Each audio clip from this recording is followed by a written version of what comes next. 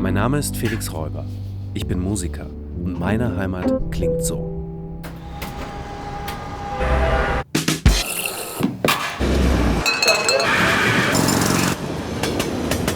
Aber kann das alles sein? Um das herauszufinden, breche ich auf zu einer Expedition. Zurück zu meinen Wurzeln, durch mein Heimatland Sachsen.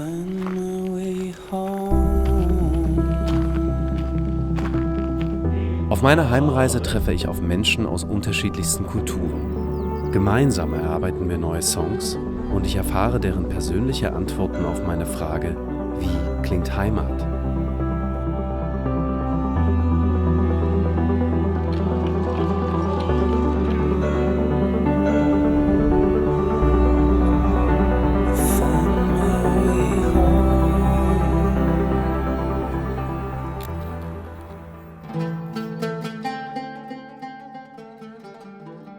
Auf der nächsten Station meiner akustischen Spurensuche treffe ich in Leipzig auf den syrischen Musiklehrer Basel Al-Khatrib, der vor dem Bürgerkrieg in seinem Heimatland flüchten musste, sowie auf die russische Musikerin Lydia Valenta, die der Liebe wegen in Dresden geblieben ist.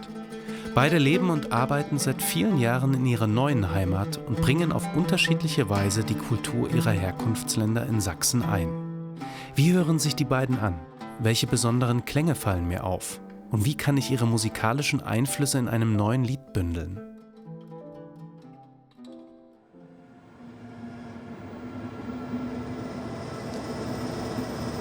Deutschland. Abfahrt 11:18 Uhr vom Leipzig. Hallo Lydia, toll siehst du aus. Hey, hallo. Ah, schön. Ja, ich freue mich sehr. Der fährt nach Prag. Das ist deine alte Heimat, ne? Ja, genau. Also wollen wir ansteigen und weiterfahren oder bleiben wir jetzt erstmal hier in Lass Dresden? uns eine Reise machen. Ja, nein. Also ich denke, wir sind hier erstmal angekommen. Ja. Ja. Lydia, du hast in so vielen Städten schon gelebt. Du hast auch in Prag gelebt, habe ich jetzt schon so ein bisschen mitbekommen. Bist du da geboren? Meine Familie, meine Mutter, mein Vater und meine Schwester, die lebten in Prag. Und meine Mutter war Künstlerin oder ist immer noch Künstlerin, ist Sängerin und Musikpädagogin, Dirigentin. Und mein Vater ist ein Militäroffizier. Und Ein ehemals sowjetischer. ein ehemaliger sowjetischer Militäroffizier. Jetzt kommen wir natürlich zu diesem Thema, bist du jetzt Russin, bist du jetzt Ukrainerin, bist du Weißrussin? Ich bin Russin und Ukrainerin, also zur Hälfte. Ich bin halb Russin, halb Ukrainerin. Ja. Und ich bin in Weißrussland geboren, aber damals war das Sowjetunion. Es war eigentlich eine und dieselbe Geschichte. Und so entstanden auch total viele Brücken bei mir im Leben, so wie wir jetzt gerade in der Brücke stehen, dass ich immer wieder Zwischen den Orten. bin und überall versuche auch dann die Brücken zu bauen. Genauso wie zwischen Deutschland und Russland. Oder der Ukraine und Oder Russland. Ukraine und Russland auf jeden Fall. Ich denke, dass es auch irgendwie möglich sein wird irgendwann. Aber Prag, du bist heute, deswegen, als du heute angekommen bist, da habe ich auf diese Tafel geschaut und habe gedacht, ach Prag, dort ist meine Kindheit vergangen. Also dort habe ich lange gelebt. Wie lange warst du da? Lange. Wie viele Jahre warst du da? 10 Jahre. Und wie war das für dich als Kind? Also hast du dich dort zu Hause gefühlt, obwohl du ja quasi russischer Herkunft eigentlich bist oder deiner Familie? War das für dich deine Heimat damals da? Ja, es war damals meine Heimat, weil dort stand mein Klavier. Also dort, wo mein Klavier ist, dort bin ich zu Hause, ja.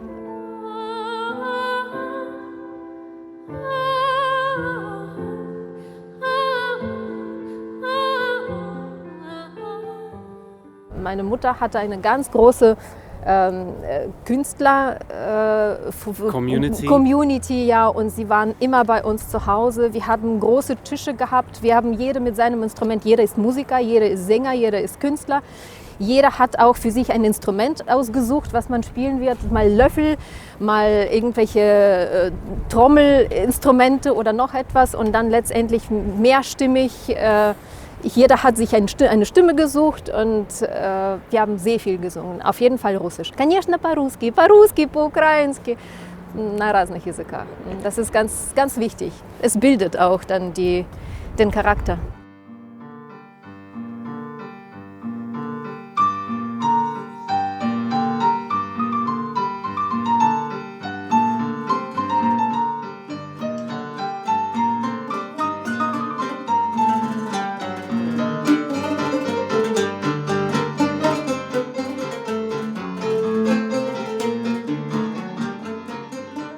Weißt du, warum ich in Leipzig bin? Weil Leipzig ähnlich so wie meine Heimat, Salamia.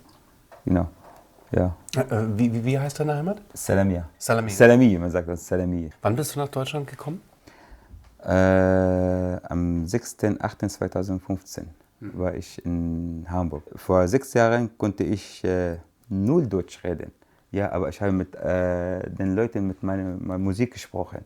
Ja, und ich habe viele Konzerte gegeben und ich konnte maximal 10 Wörter auf Deutsch sagen.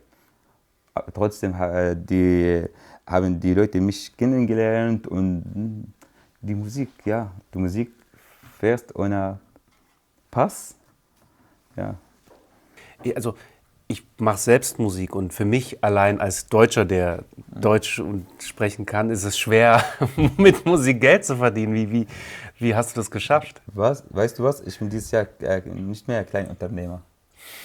Ich muss dieses Jahr viel Steuer bezahlen. Businessman. Weißt du, als ich in Syrien war, ja, habe ich diese Wörter gehört. Die Musiker können nicht so gut richtig Ja, es ist leben schwer. und nicht gut verdienen. Nein, ich hatte in Syrien meine eigene Musikschule, meine eigene Band und ich hatte viele Konzerte alleine gegeben. Und die Musik reicht nicht, man braucht Kopf und Musik. Du hast mir vorhin erzählt, dass es einen Palmgarten in Syrien gibt. Ja.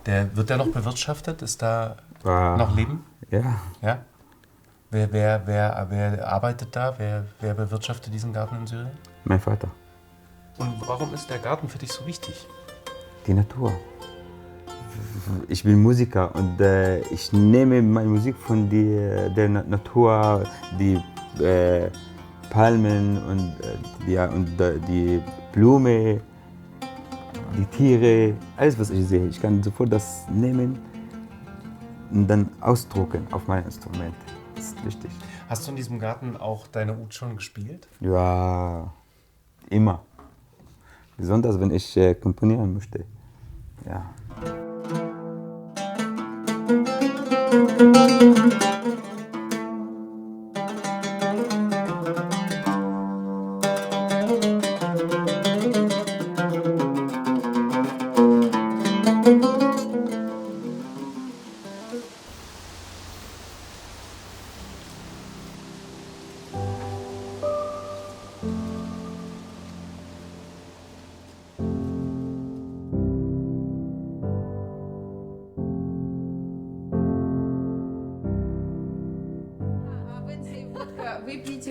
Wird dann direkt der Wodka gereicht? Тогда Sofort. braucht man keine Sprache.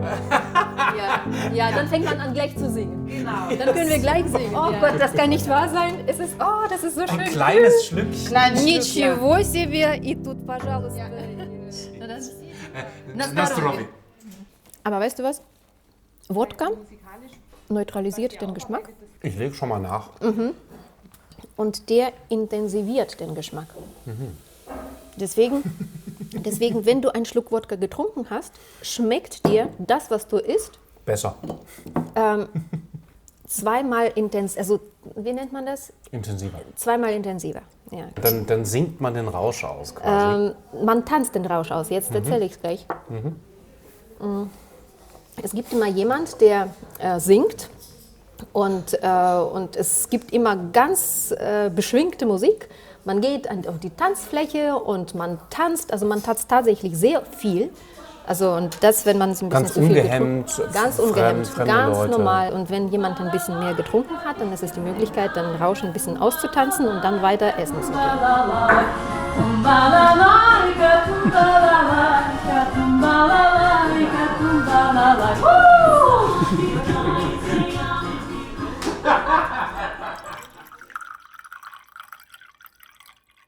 Jetzt ist es ja so, dass du in so vielen Ländern gelebt hast, jetzt lebst du aber hier. Gibt es Momente, wo du das Gefühl hast, trotzdem hier noch nicht angekommen zu sein und vielleicht doch dich wieder tausende Kilometer weit weg sehnst? Oder hast du das Gefühl, okay, jetzt hier, das ist der Ort, wo du wirklich Wurzeln geschlagen hast?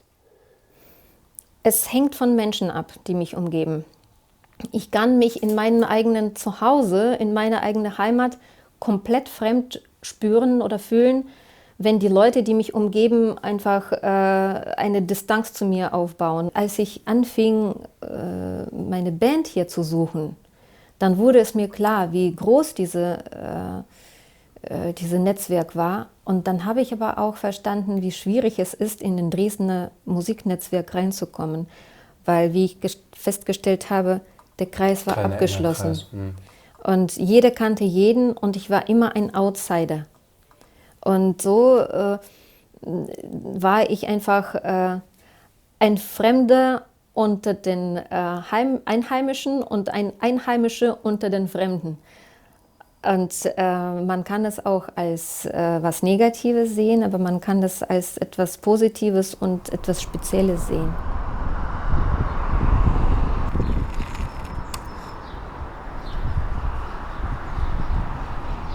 Als Fremder unter Einheimischen. Manchmal fühle ich mich selbst wie Lydia und kann ihr Gefühl nur allzu gut nachvollziehen. Sich allein und unverstanden zu fühlen, war ein Grund für meine Heimreise und diese musikalische Expedition. Auch Basel wird immer wieder mit Unvertrauten konfrontiert.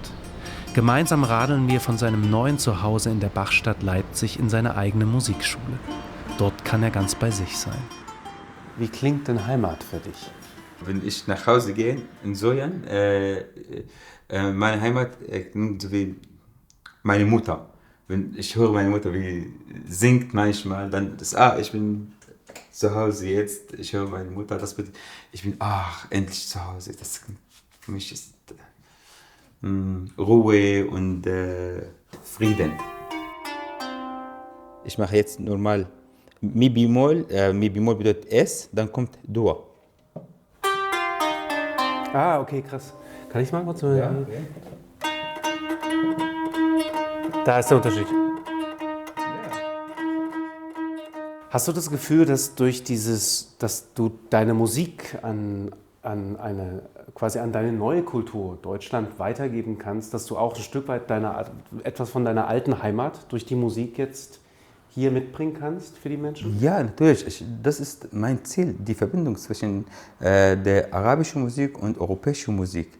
Weil ich in Syrien europäische Musik studiert habe, ja. Und das ist für mich einfach. Ich muss nur eine Verbindung machen.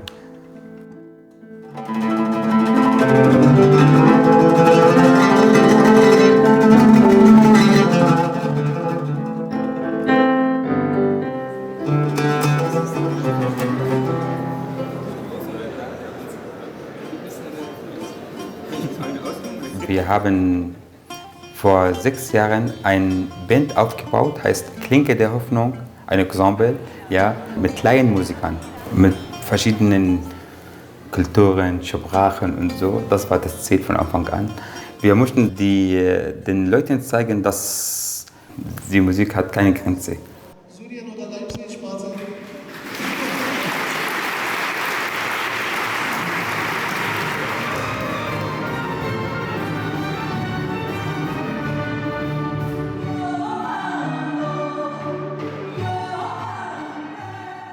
Wir haben uns erstmal angefangen zu treffen, also 2016 ab Frühling, Sommer.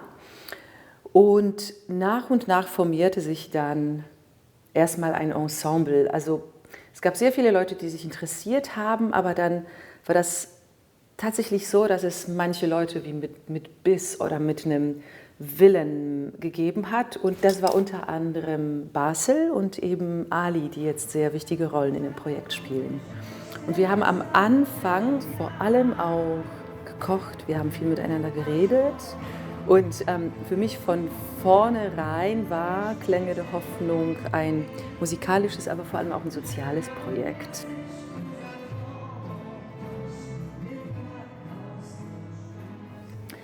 Und ich selber bin mit 16, 17 nach Deutschland gekommen. Mein Papa ist auch geflohen sozusagen aus dem damals kommunistischen Polen, ist er nach Westdeutschland gegangen und es hat ein paar Jahre dann gedauert, 6 Jahre, als wir dann mit meiner Mutter und den Kindern nachgezogen sind. Das ist eine sehr unruhige Zeit gewesen und für mich war es eine sehr schwierige Zeit und tatsächlich hat mir die Musik geholfen.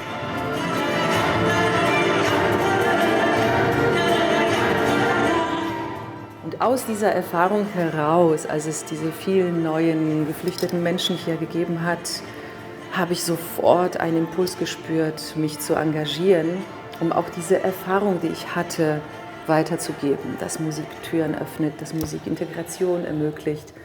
Und habe im Endeffekt aus dieser schmerzhaften Erfahrung meinen Beruf geformt.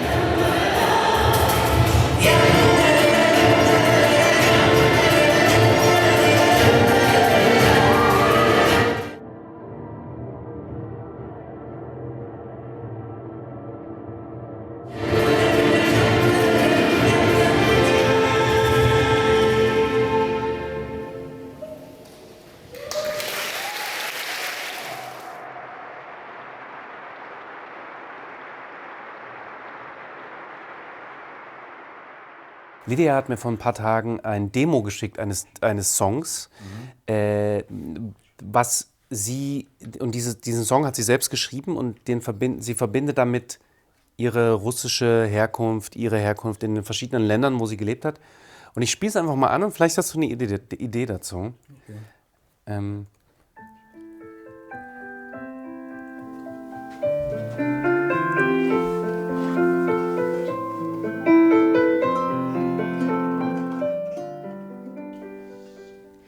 Ветер, подхвати меня и в путь с собой возьми. Волны северных морей мне снова покажи. Ты возьми меня с собой туда, где морской прибой, где мой дом родной.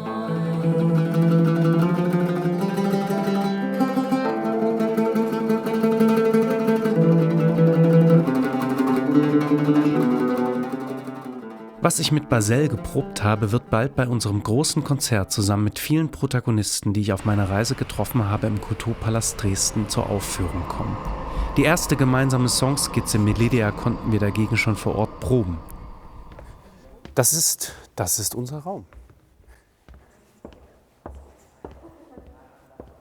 Hier werden 30 bis 40 Leute auf der Bühne sein insgesamt. Oh, schön. Ja, also Das ist eine gute Größe für wir haben diese einen Bühne. Chor, das junge Ensemble Dresden. Das ist ein sehr gut. multiethnischer Chor. Ja, das ist schon gewaltig. Vor allen Dingen ist es so krass filigran in der Akustik. Man bekommt ein bisschen Demut, wenn man hier reinkommt, weil man weiß, okay, irgendwann wird man hier spielen. Ja, ich finde, es ist eine tolle Idee, wenn wir was Gemeinsames machen. Und du hattest mir auch schon ein paar Zeilen geschickt, die du aufgeschrieben hattest. Ja. Was waren so die Ideen, die du hattest? Die Idee des Windes. Man denkt immer, dass Wind etwas ist, was entwurzelt. Ich dachte eigentlich auf eine andere Art des Windes. Also Wind, was die Idee des Lebens mit sich bringt. Weil mit jedem Wind wird der Samen in die Erde getragen und durch diesen Samen entstehen Wurzeln und entsteht neue Identität vielleicht auch. Oder vielleicht ist es eine Hoffnung, die mit dem Wind kommt, eine neue Frage, die gestellt wird. Wo bin ich zu Hause?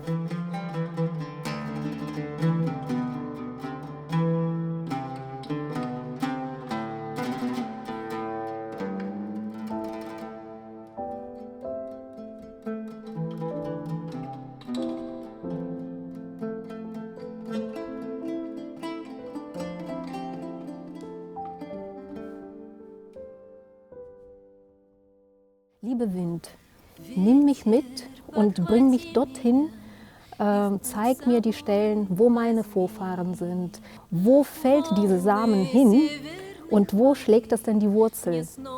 Und letztendlich dort, wo die Familie ist, dort, wo die Liebe ist, dort, wo Klavier steht, dort, wo du dich wohlfühlst, dort, wo du geborgen bist, dort bist du dann zu Hause. Und das ist die Idee des Liedes. Bist du dabei? Singen wir es zusammen? Ich werde es mir überlegen. Ich bin noch nicht ganz überzeugt. Есть предков сторона, песню мелодичную навей в мои уста. Ты возьми меня с собой туда, где полям простор, где мой дом родной.